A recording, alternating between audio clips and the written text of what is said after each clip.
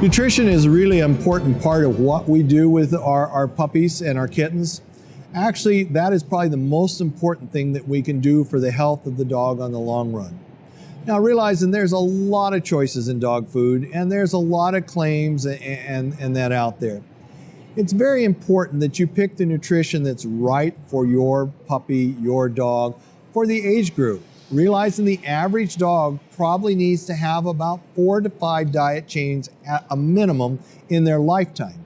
Because as we're puppies, just as we're kids, we eat very differently than when we become adults. If we ate the same thing we did when we were 12, we'd all be grossly obese. And in the same token, as we age, we get different health conditions that we need to be aware of. If we have a liver problem, there's specific diets to help that. If we've got joint problems, there's specific diets to help that. So it's very, very important that we keep up with the nutrition. Now, I know as a consumer, it's very, very hard to know what to pick. And the reason being is there's a lot of companies making a lot of claims. The reality is if you've seen the behind the scenes of that, there's a lot of misinformation. There's a lot of outright lies that are involved in that. And if you watch, you will see very commonly some of the dog food companies will actually sue other dog food companies because they will make claims that aren't appropriate. So it is important that you talk to your veterinarian to help with that process. It's also important for you to look into the different diets. I'm going to touch on a subject that is very touchy and very passionate to a lot of people.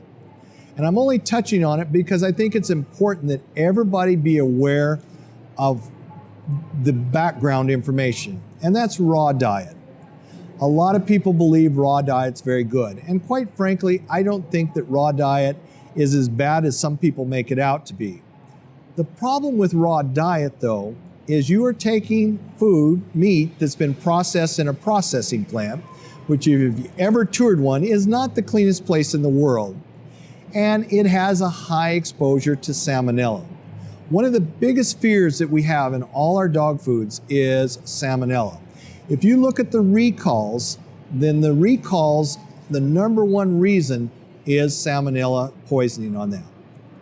Here's the problem. There's been studies to show that up to 60% of the raw diet has salmonella in it. Of that, about 40% are actually going to shed salmonella into the environment.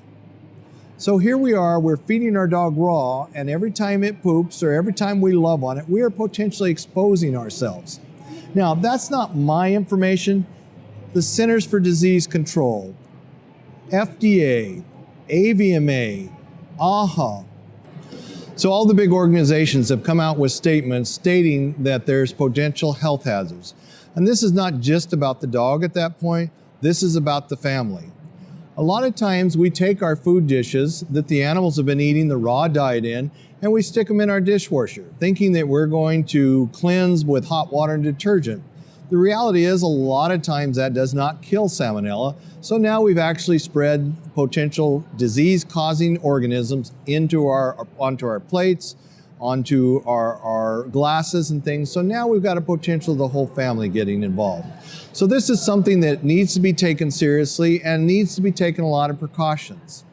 You know, there's also a lot of people that are actually feeding raw chicken, which is even a higher level of salmonella. So we have to be very cautious, and each person has to make their own decision. But I also rely on a lot of these bigger organizations that are doing the study to take note that maybe we need to be being a little more cautious about what we do.